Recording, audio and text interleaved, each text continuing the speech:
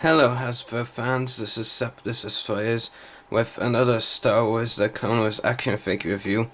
Going back to a Two-Face-a-Land figure here that was released in the fall waves, and this figure is Clone Wars 58 Evan Piell. Take a look at the package included. You get a dice, a stand, and one of those character cards of Evan Piell. And you get a packaging, nice picture of Evan Piell there, Star Wars The Clone Wars logo. Evan Piell is Clone Wars 58. Back of the packaging you have a picture of Evan Piell from the episode The Citadel there. Clone Wars Adventures there. Prototype image of the figure which says includes climbing gear as the kid feature. And packaging reads, Evan Piell is captured by separatists and taken to the Citadel, a high-security prison built atop a massive cliff face. The Jedi Master has information that could tip the outcome of the war. The Jedi launch a rescue mission using mountain climbing backpacks to scale the steep slopes. Other figures in this wave include Clone Wars 59, Savage Press Summon version, a very hard figure to find, but fear not. Hasbro recently confirmed he will see a re-release at some point, but by the time they get made, some fans might be fed up with the line by then. Clone 63, Chewbacca, the Two-Face-a-Land variation. We have a review of the Two-Face-a-12 variation up, so you can check that out somewhere. Clone Wars 64, R7D4, and Clone Wars 65, Jar Jar Binks, everyone's favourite Gungan. I'm joking.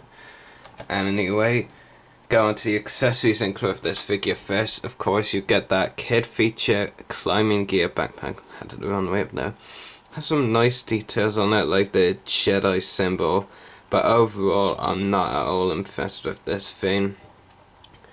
It really annoys me that Hasbro, with these waves, started a trend of throwing in massive, big kid feature accessories, because they've always said the line is for kids, yes, but in waves such as the first 3 Two-Face-a-Land figure waves, the accessories weren't terrible. They were just what needed to be there, such as the accessory if it's a clone, then their guns, but now it just seems so silly with all these kid features accessories, and I just hate them, to be honest, and it's really hard to stand the figure up without this backpack on.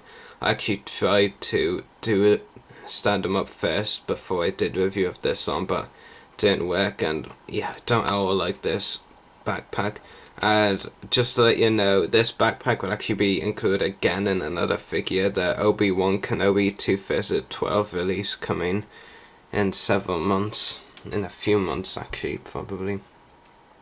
The other accessory is Evan Piell's very own lightsaber, of course. It's got a short blade because he's a short figure and character, of course, and it has some nice detailing on it, and that's the kind of accessory I want to see Hasbro give figures only, and not stupid kiddie accessories like that, because lightsabers are more important to Jedi or Sith, so they don't need stuff like that over there.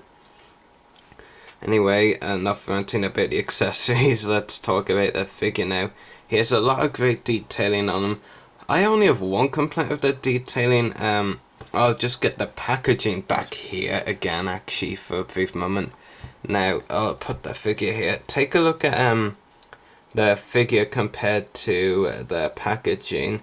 The figure's scars are much brighter and not as dark as on the figure. I know, okay, the packaging pic may be a bit dark as well, but it's still, my point still is the same, because anyway, the sky, even in very light shots, looks very dark and not bright like on the figure.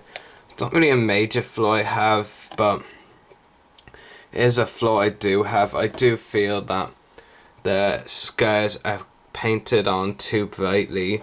It's also a small flaw with the Commander Wolf figure. They painted his scars wrong. I think they made it too dark and that one not visible enough.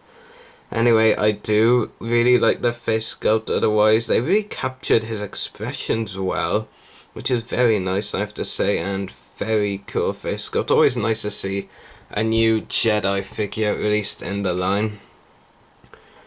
But I, even though I do have something against things against kid feature accessories, I do think they could have included another accessory or two, because this figure and just the accessory over there just feel a bit not enough for something that is worth like €9.99 over here, where I got them. Actually, I got them online for €10.99 I think it was. So yeah, it doesn't feel really like I got enough for what my money is worth. It's something I feel if I buy an aspect figure as well, which is one reason I don't collect many of them.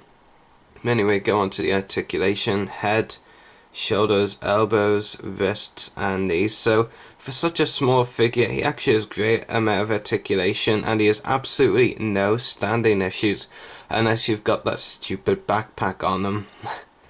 But yeah, really cool figure. It's always nice to see Hasbro release new Jedi in this line, and I was very pleased from the announcement. Piell. So far, he actually is the only figure announced from the Citadel arc, and might end up being the only one. There was a picture of an Electric Echo, and I've actually got a video commenting my thoughts on that, because it's probably not a real Electric Echo figure, but yeah, I'll save that for another video where I talk about that and my opinions on the picture, or so-called picture. Anyway, I'm going to rate Evan Piell, I'd say 9 out of 10. Very nice figure, great detailing, great articulation. Can't ask for anything more with such a small figure, and in fact, we kind of got a lot with such a small figure. And my only flaw, of course, you know what it is already, it's the backpack. So yeah, one flaw of this figure, really. And like I've said with some other figures, the accessories are a flaw that could easily be fixed by just not including them. So anyway, I hope you've enjoyed this review. May the force be with you, and happy hunting.